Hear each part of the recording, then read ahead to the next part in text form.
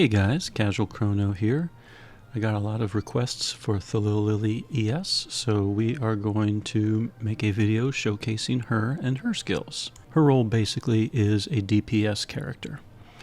So that said, we're going to gear her as DPS. Mid-game gear, the Void Sword improves type attack and gives her a critical rate of 100%. Guidance Bracelet improves type attack. And the Dragon God badge improves her power and reduces MP consumption. If you don't have the Dragon God badge, you could slap on anything that improves power or improves damage. As far as grasta, since she's DPS, Power of Pains or Power of Poisons makes sense. In her case, one of her skills, the Photon series, puts on pain, and it is persistent, and it ignores target resistance. So as long as she gets off an attack, the enemy will have pain the rest of the battle, short of it clearing pain. So since she's able to put pain on enemies, it makes sense to give her pain-related grasta. One has Bullseye, one has Rose of Thorn with Thorns, and one is the Gleaming Power of Pain grasta, which that one, if you're not familiar with it, not only improves pain strength, but also improves crystal type damage. And you can get that from the Astral Archives, the book of Teul Menace. My Thillelillie is fully Stellar Awakened, so she does have the extra health and stats that come with it. And so as a result, her health might be a little higher than yours. Mine's at level 85, so not fully maxed out. And I do have 96 Shadow on her, which does allow me to equip 4 skills.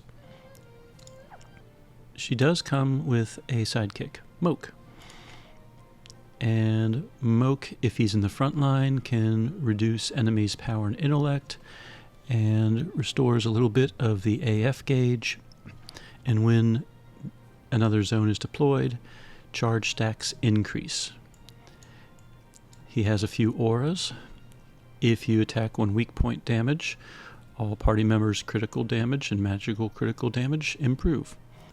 And if you are in a special environment, and there's a list of what special environments are, all party members can gain Pierce Barrier, which is kind of interesting. So Moke could basically make the entire team a barrier piercing team for basically the entire fight, but it only is a special environmental effect type.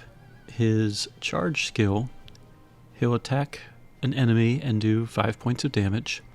He'll reduce physical and type resistance for 1 turn, but Thillelillie will gain Lunatic and enters sword-wielding savior mode. And that's the only way that she can enter it aside from the first turns of battle. Thillelillie has a bunch of skills that are really helpful. It's actually kind of hard to decide which 4 are the ones to use. If she's not Stellar Awakened, I would recommend these 4. There's the Photon series, which are slash attacks. They all inflict pain, and they beef up the party's critical rates and crystal type attacks. If she's in sword-wielding savior state, the strength also increases based on the number of shadow allies are in the front. And I think it basically goes up to 2,400% if you have 4 shadow allies. And she is 1 shadow ally, so you automatically have at least 1. Other skills, she has a Light Purge, which can reduce power and intellect. If it's done on the very first turn, it's doubled. Stray Sheep, which improves type resistance for 1 turn, but for shadow characters, it increases that to 5 turns. She has the ability to deploy Crystal Stance. As of right now, May 2024, there's only 3 characters in the game that can deploy Crystal Stance. She can with this skill, so you have Crystal Stance on demand. Alma can with her Valor Chant if she leaves the fight and re-enters, or if she starts off in the back row and enters, she can be in Crystal Stance. Alma AS can if there are 2 or more crystal users in the front row and Alma's in the front row, you start off the fight in Crystal Stance. And if there's 4 characters, you get an Awakened Zone. And then Melissa is the third character. Melissa, Stellar Awakened. If she does her attack in Stellar Burst mode, I think it's Hornet Hail. If there's enough crystal users in the front row, she'll deploy Crystal Zone. But that's the only ways to get Crystal Zone, and Benediction is the only one that's extremely reliable, because all you do is cast it, and you got Crystal Zone. And if you cast it while you're in Crystal Zone, you awaken the zone, but that happens only once.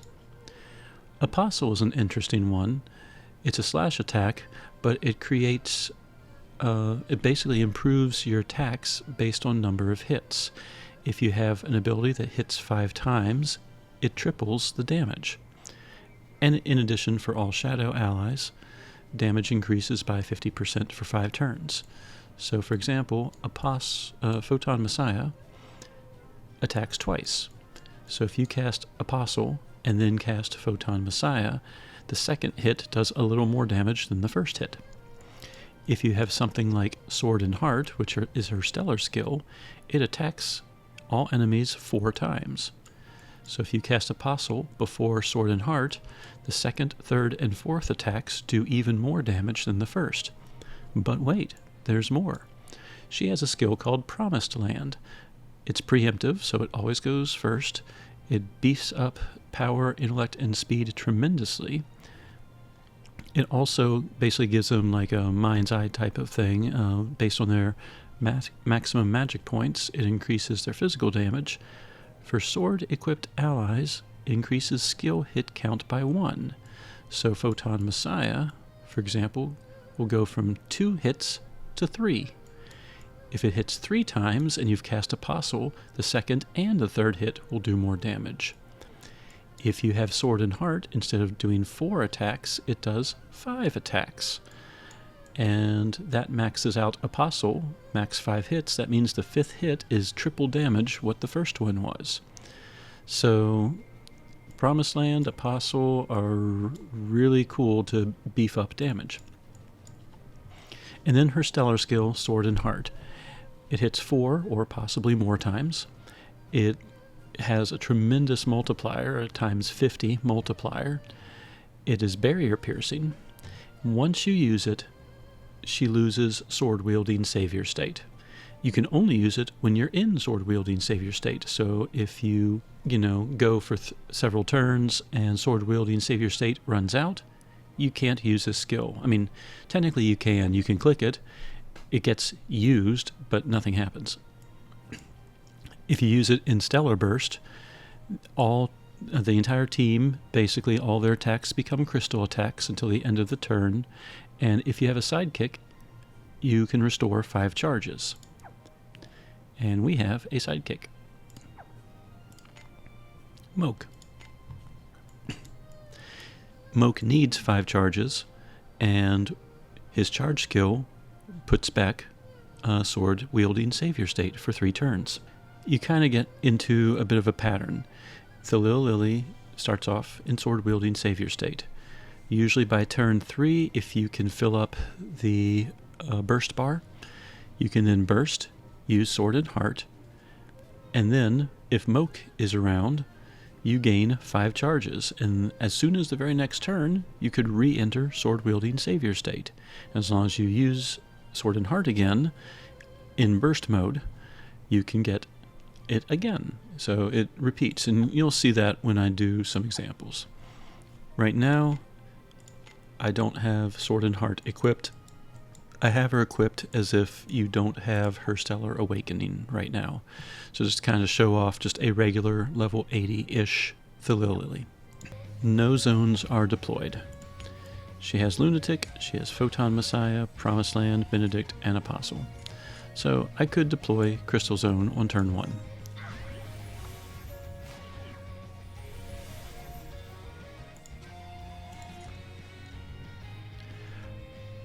On turn 2, I could Lunatic.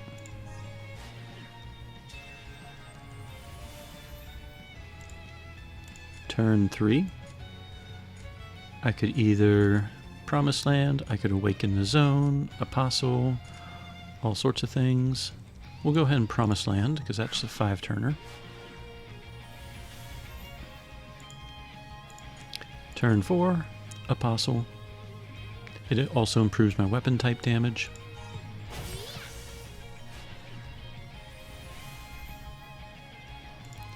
And turn 5, I could Photon Messiah. It will inflict pain.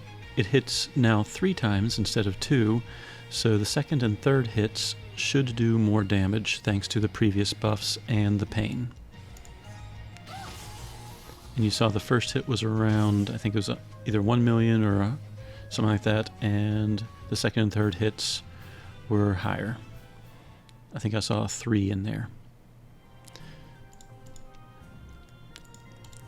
So that is one way to use her, but that takes basically 5 turns before she's doing major amounts of damage. So to show off her skills a little bit more smoothly, we're going to throw in Alma AS. As long as there's at least 2 crystal users in the front row, Alma will start the battle off with a deployed crystal zone. So there's our crystal zone. So we don't have to use Benediction. So we can start off and do Promised Land, Apostle, Photon Messiah, etc. So let's go ahead and do, let's just start off with Apostle.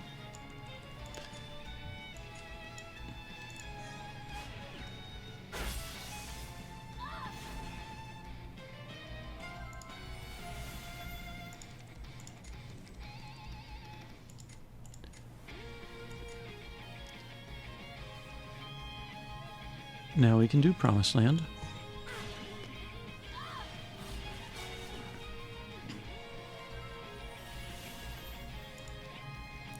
Turn 3, we can Photon Messiah or Lunatic. We'll just go ahead and Lunatic. We'll keep doing Luster Glare for the elemental break.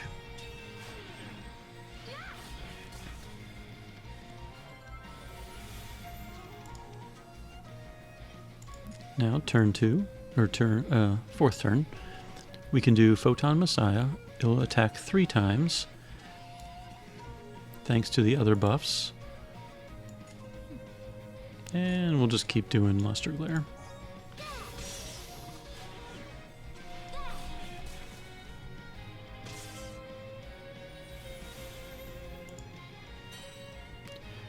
Moke has 5 charges. So this is how Moke works. You click on Moke Rampage. He does his whopping 5 damage. But you now have her in sword-wielding savior state again. That means her strength is improved. She has 3 turns of it. So if I use Photon Messiah, it's going to still do 3 attacks, but the attacks are going to be stronger. But in addition, you'll notice it says, in Sword-Wielding Savior, the strength is increased based on the number of frontline shadow allies. Instead of 1, there's now 2, so the Photon Messiah attacks are going to be a little stronger. You'll notice it also takes 0 magic points. And this time you can see that there was very definitely an increase in the amount of damage. About 239 million damage. So now let's do the same thing with 4 shadow allies. So let's just grab any random shadow people. And we'll grab Kilquia. I don't even know how that's pronounced. And Nero. Neither of them have any equipment, so they are not contributing at all. Alma, by the way, does have equipment, but none of it is shareable, so she's not contributing to much damage aside from her breaks and the instant crystal zone. So now we have Thillelillie with 4 shadow users.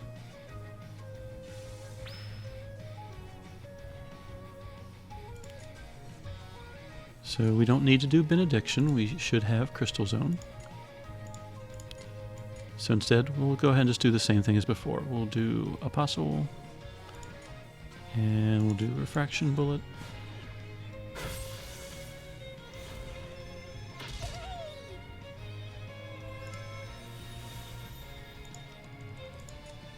Luster Glare, Promised Land.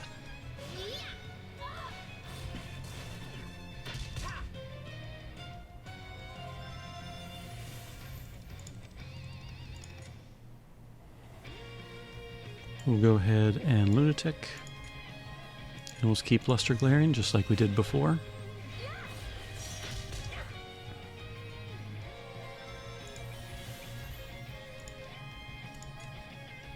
We're going to Photon Messiah, set Pain, keep Luster Glaring.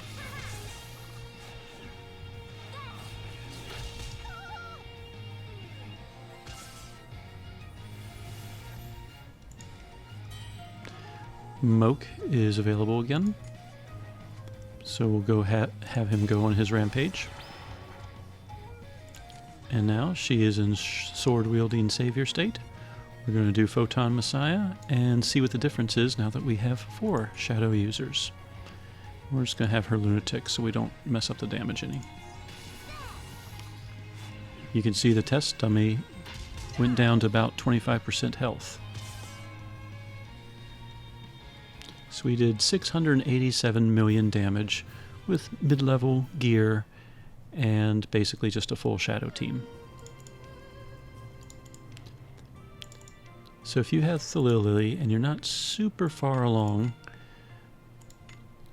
and you have access to things like the Void Sword, Guidance Bracelet, which I think the Guidance Bracelet is future Guerrilla, another dungeon. And as long as you have the Pain Grastas, you don't need Gleaming Power of Pain. It could just be a 3rd Power of Pain with some other upgrade of some kind. This stuff isn't too hard to get, and you can see that Thillelillie was doing 600 million damage. Now that's not barrier piercing, that's just regular damage, so keep that in mind against a boss with a barrier. But as long as that is one way to use her. Alma isn't technically required. If you have any other crystal user, well, if you have Melissa that can set Crystal Zone, that's great. But you know, Crystal Zone definitely does help. Now let's get into a little more strategy. So let's say that you have Thillelillie and she's Stellar Awakened. That gives you access to one more skill, Sword and Heart. Sword and Heart can only be used in sword-wielding savior mode. If you have stellar abilities, at battle start you can be in sword-wielding savior mode for 3 turns. So on turn 3 you'd have to use Sword and Heart or else lose it, basically, until you can Stellar Burst. But let's go ahead and showcase what Sword and Heart does first of all. We have basically our same team here, same sidekick. And one thing to mention, Moke, the main reason we have Moke is to re-enter sword-wielding savior state as often as possible. So it helps to charge up the sidekick bar as much as you can. There are a few pieces of equipment that can help. If you have Pandora's Can, every so often it just adds an extra charge. So that's definitely a very helpful thing. If you have a few other things, like the Craig Amulet, Sky Amulet, or Storm Amulet, all of them give you an extra charge at the start of battle, so you can use Moke basically 1 turn sooner. And if you have them fully upgraded, the charge is a +2. So those would probably be some decent gear considerations for Moke. Alright, so same team. We have our Crystal Zone. And you can see we have Sword and Heart that's available right now. It's lit up in yellow along with Photon Messiah because both of those basically have extra features as long as you're in sword-wielding savior state.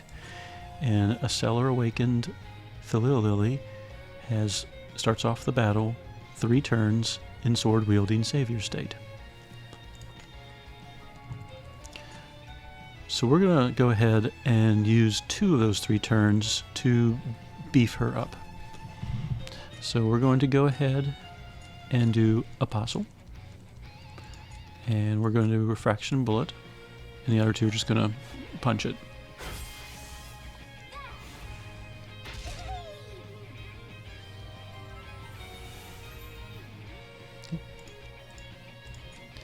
We're going to Promised Land and Luster Glare. So this is just the same as before.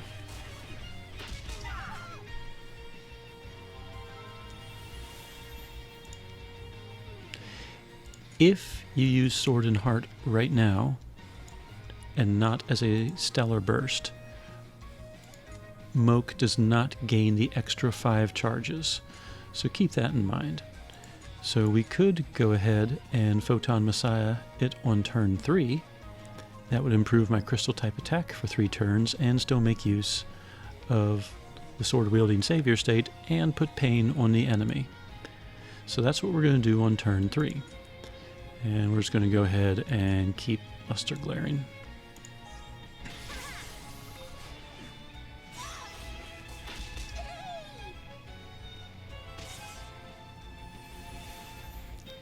So here on turn 4, we can Lunatic. And we'll just keep Refraction Bulleting.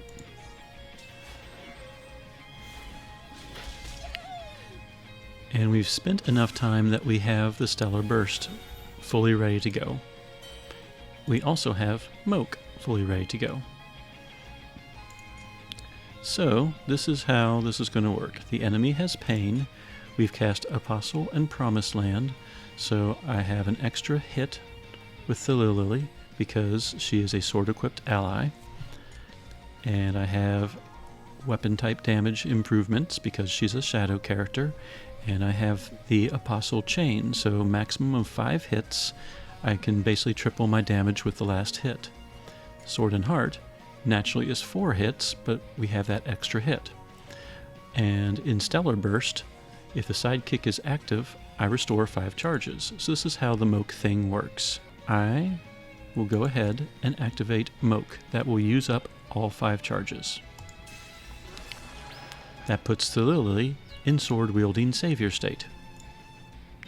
So then, if I Stellar Burst and use Sword and Heart, it's going to destroy the test dummy pretty easily, but if it did not, I will have 5 charges, and Moke could immediately go again if I wanted him to. And just to keep it all the same, I'm going to use Refraction Bullet. So now you can see Sword and Heart do massive damage. Each hit was over 1 billion. And she did that 5 times. That's, in general, Thillelillie. So let's take this team out for a little spin and just see how they interact with each other.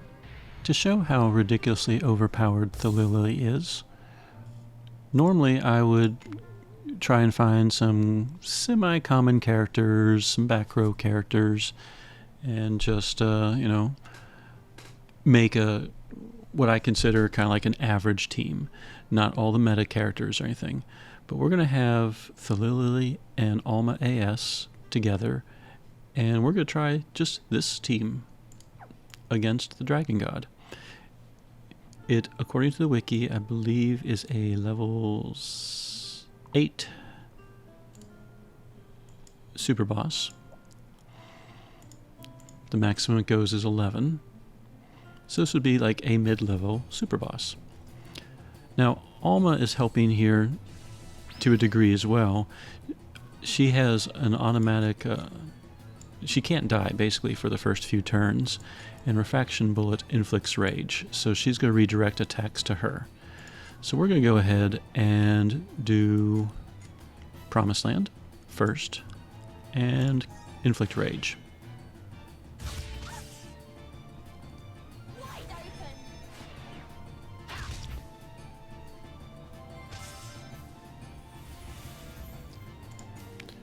Now we're going to do Luster Glare.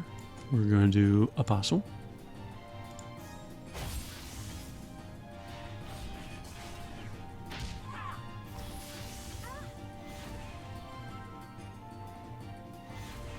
Alma's reaction attacks heal up the team and attack the boss. She does Crystal and the boss is weak to Crystal, so we actually hit an HP stopper in the process. But here on the third turn, I'm not even going to bother with Lunatic. We're just going to go ahead and Photon Messiah it. And she's going to, I don't know, Luster Glare again.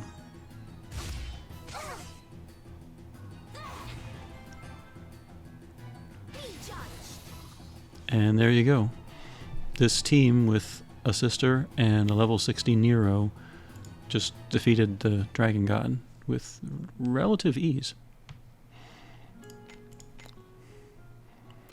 But that was a slight combination. You know, Alma did make this fight easier. So do keep that in mind. But that's just an example of how Thillelillie is just ridiculous against a lot of super bosses. For a mid-game team, I've come up with this general group. Thillelillie, still geared the same way as before. We have Clark, a free character who's a crystal user. He happens to be a West personality, so he could actually equip the Robust Body West and give himself and Thillelillie an extra 300 health.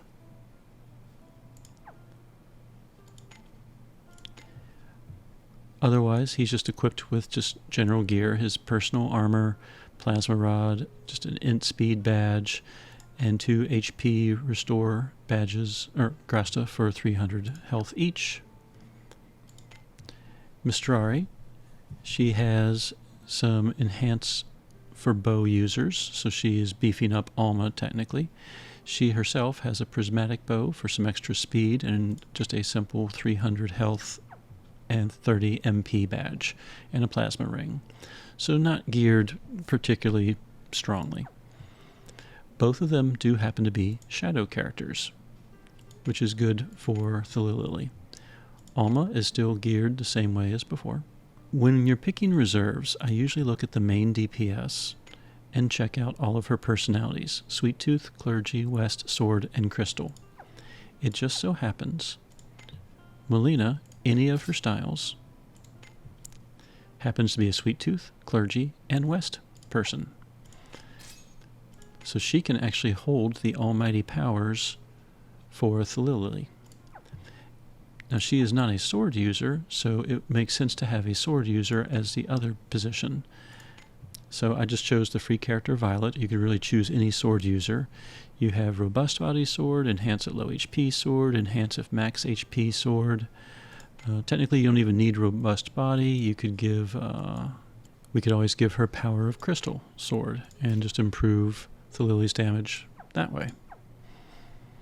So whatever combination works best for you. If you have Melina, she's a great partner for Thillelillie.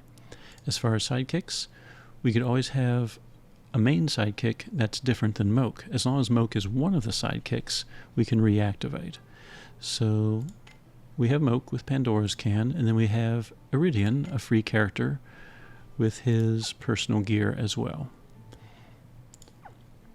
So let's take a look at this team in action. So we're going to try Lynx. He's a level 9 super boss. That's a bit of a pain. So we are going to Promised Land. Clark has an ability called Terre Luminaire, which improves Earth Crystal type attacks for all party members by 20%, and it stacks 4 times. So we're just going to start casting that. She is going to... let's go ahead and do 1 Crystal Rain and a Refraction Bullet.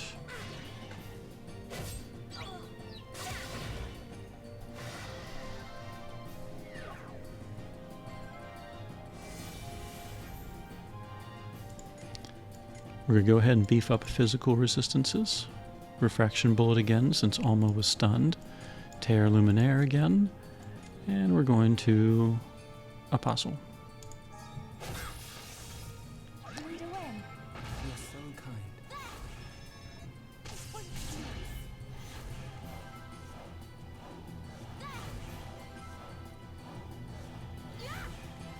Since we have 4 crystal users, you'll notice we're also in an awakened crystal zone. That's one of Alma's traits, not Thillellillie's. So here on turn 3, we're on our last turn of sword-wielding Savior state. We have to make a choice. Do we use Sword and Heart or Photon Messiah? If we use Sword and Heart right now, We're not using it in a stellar burst, and Moke will no longer be able to reactivate it. However, if we blow the AF bar, we can definitely reach the stellar burst. So let's go ahead and do that, and then I'll show you how Moke can reactivate it. So we're going to stellar burst. We're going to photon Messiah at least once to get pain. We'll go ahead and keep doing Tear Luminaire. We might have her go ahead and start singing, maybe after a Crystal Rain. And she's going to do, let's have her do Geist and then Luster. So 1 photon, 1, 2, 1, 4, and then all ones until we can burst. 1, 2, 1, 4, all ones. There's the burst. We can see that already Lynx has taken a lot of damage. We're going to go ahead and Sword in Heart. I don't remember if he has any HP stoppers. I think he does. But this will show you how using the burst can affect things. Let's have her... let's just have her Kaleidoscope. Why not?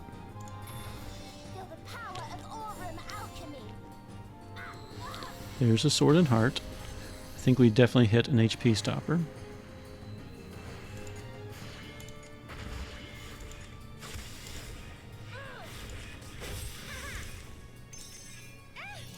I'm just kind of spamming things now.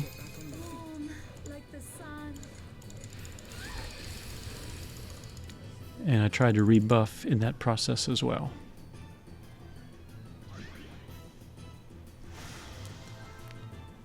So this is how we use Moke.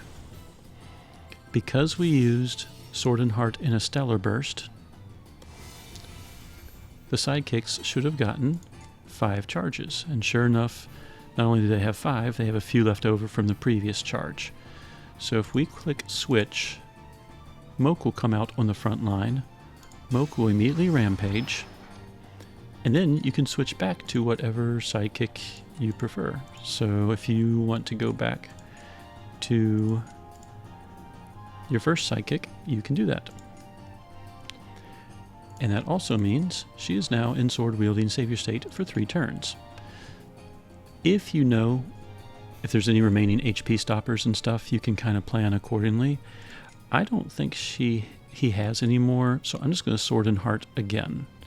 The danger of doing this, I can't Sword and Heart again until Moke is able to come out a 3rd time, and I'd have to wait at least 2 more turns for that to happen. In the meantime, let's go ahead and keep debuffing, and looks like he already has Rage. We'll do Luster Glare. And she is singing. There's the other Sword and Heart. It looked like it was doing 2 billion damage per swing, and Lynx was taken down. So that is how you can make use of Moke and multiple sidekicks during the fight. To showcase the Thillelillie in an advanced team, this is the team that I tend to use. Thanks to some recent discussions, I've thrown in Mistrari as my 4th. So I have a team with 4 shadow characters that are all crystal users. Melissa is a great choice. She has 2 skills, Glint Gale, which reduces crystal resistance by 50% and physical resistance by 30%. So that helps the Thillelillie because she does physical damage and she does crystal damage. And she has Nephrite Boost, which improves the critical damage of all party members by 30%. So that helps some of Thillelillie's critical damage. Mistrari is a good choice as well. She has Hakam Chets, which reduces crystal resistance by 15%. It stacks up to 4 times. If she happens to be a lunatic, it also decreases physical resistance. She also has Lepis Musica, which, among other things, if a user uses a skill different from the previous skill, the damage inflicted goes up 150%. And then there's a few other things, like reduces power and intellect, it stacks, reduces damage received, and so forth. So it's defensive as well. Gear-wise, the best sword I can give Thillelillie against super bosses is the Elpis sword for its overthrow. I have the Dryad Spangle. Since she's already doing 100% of the time critical damage, it makes sense to improve her critical strength. And I just gave her a plus 40 power badge. You can kind of give her whatever you want to help out. I have the 3 power of pains again, same as before. Melissa has power of offense crystal, which, if you don't have it, improves party damage by 15% while you're in crystal stance. She also has enhanced max HP crystal, which in this particular fight that we're going to do, I don't think she's going to have max hit points at any point. And then just to improve Melissa's survivability, I gave her just an MP restore for the extra health. So she gets 600 health from that grasta, putting her at 4,400. She has her manifest weapon, stamped ring, and speed badge. Why all that stuff? Because a lot of her skills are actually based on her speed. Mistrari has the Dark Spirit Bow, Mujima Ring, and an HP badge to put her HP at nearly 6,000. The Dark Spirit Bow happens to have type resistance, so since she's a support character, I tend to try and find ways to help them survive. She has 3 grasta as well, 1 Robust Body West, which gives her 300 health, but also gives Thillelillie 300 health. Resonant Power Shadow, which is a relatively new grasta. It improves damage per shadow ally in the front row, and it improves damage up to 30% if you have 4 shadow users. And in this case, we do. And then she has Sound Body Bow, which gives an extra 300 health to our tank Alma. Alma's geared the same as before, and has nearly 12,000 health. Back row characters, the Almighty Powers for Melina, and Annabelle is holding Power of Crystal Sword, Enhance of Max HP, and Low HP Sword. Again, I don't think we're going to have max HP for much of the fight, so the low HP one will be the one taking effect. Sidekicks, we have Tetra and Moke, of course. So we are going to fight the Mysterious Chaos Ogre hard. I do not have any upgrades to any of the weapons here. And we're going to showcase how this crystal team makes this fight look pretty easy. The Mysterious Chaos Ogre has a barrier, and each turn it inflicts damage on the team. The damage is actually kind of nice if you have Tetra, because that means Tetra's aura will kick in on the next turn, and they will all gain some health and resistances. On the very first turn, we can blow the AF bar. We can cast Promised Land and Apostle, and then spam Photon Messiah. We can, in her case, hit Glint Gale, Nephrite Boost, and then spam Hornet Hail. If I start singing right away, I lose the ability to spam other things, so I'm going to try and spam Hakam Chets a few times and then start singing. And she's going to do Refraction, Geist, and Luster Glare. So let's just make it easy. We'll do 3, 3, 3, 3, 2, 2, 1, 2, and then spam all ones, and if I can, I'll sing in the process. 3, 3, 3, 3, 2, 2, whoops, started singing early. Not sure if I got everything in.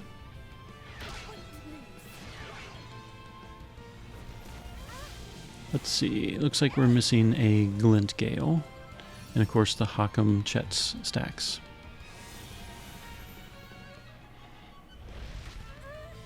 Let's go ahead and Glint Gale now. Here on this turn, we will go ahead and Photon Messiah. And in her case, we will Luster Glare again.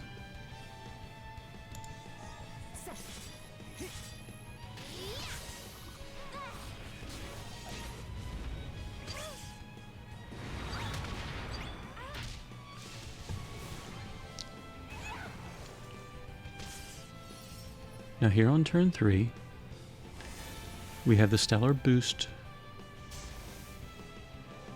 ready to go. And it is our last turn of Sword Wielding Savior State. So we're going to go ahead, Sword and Heart it, which remember is barrier piercing. And in her case, we'll just go ahead and Hornet Hail, just for the heck of it. Sword and Heart will do massive amounts of damage and bring the boss down to its HP stopper, which I think is like 10% or something very low. It's going to get very mad.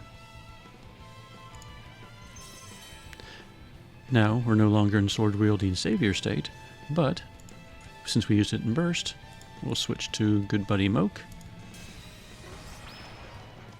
We'll switch back. Not that switching back is absolutely required. And now we can Sword and Heart again. And in her case, we'll just, whatever, Hornet Hail. Sword and Heart's going to do the job.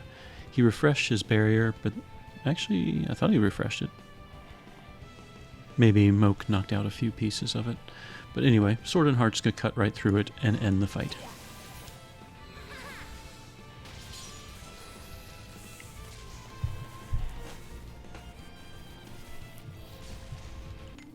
Now, while 4 shadow characters is what's best really to maximize her damage, if you don't have 4 shadow characters, don't feel like you have to use them. In fact, they don't even have to be all crystal users. You could, technically, use any 4 shadow characters you want to. That said, I don't want you to feel like you have to have shadow characters. So just as an example, let's pull out,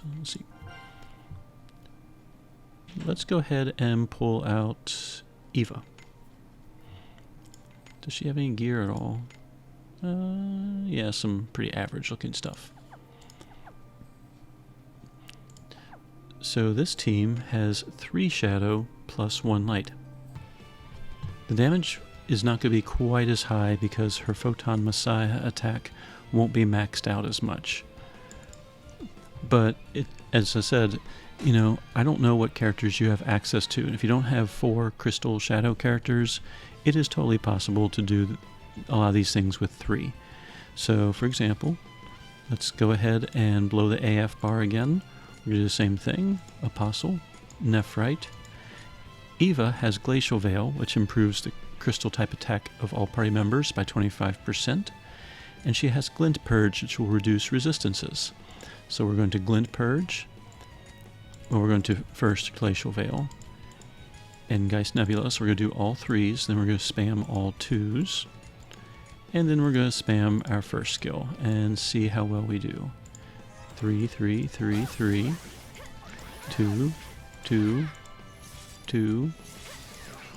2, 1, 1. Alright. So we got pretty much everything we wanted. We have 4 stacks of Eva's debuff. We have Glint Gale.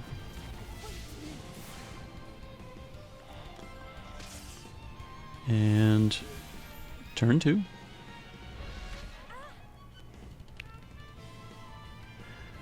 We want to wait until we have a Stellar Burst. So turn 2, we'll go ahead and let's just have fun this time. We'll Lunatic. Hornet Hail. We've already Glint Purged. Icicle Zorch really doesn't help too much. We get a break, but Glint Purge and Luster Glare. Okay, and now we have our Stellar Burst bar ready to be used. Now, if you're comparing damage, we did just Lunatic on this turn. The previous fight we did not, so just keep that in mind.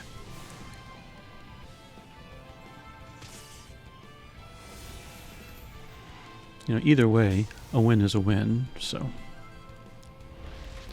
Alright, we are going to Stellar Burst, use Sword and Heart, and Hornet Hail.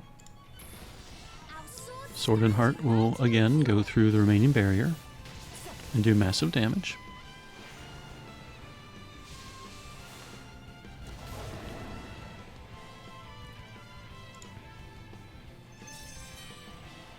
So we're going to break out good old Moke.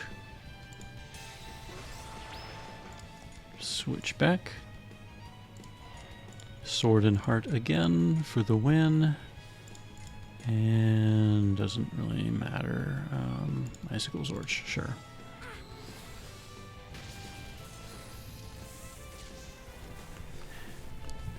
So while having 4 shadow users in the front row is technically best, obviously, depending on the boss, depending on the circumstances, it's not absolutely required. So look at your characters, see who you have access to. I've used Eva before. I have many times opted for Mariel ES to be my 4th. And as I said lately, I have been using Mistrari. And all of them have had a lot of success. Mistrari has shown to me to do the most damage, but you can make other teams work. In conclusion, Thillelillie ES is an extremely powerful character, particularly if you get her Stellar Awakened and get her Sword and Heart skill. If you use her, you should gear her as such, with Power of Pains or Power of Poisons, Pain making the most sense given her Photon series. Give her strong weapons like the Elpis Sword, give her strong armor like the Dryad's Bangle, badges, anything that would improve her power or her damage. And skill-wise, you probably want one of the Photon series for Pain. Apostle is helpful if you need to do multiple hits and improve damage on all of them.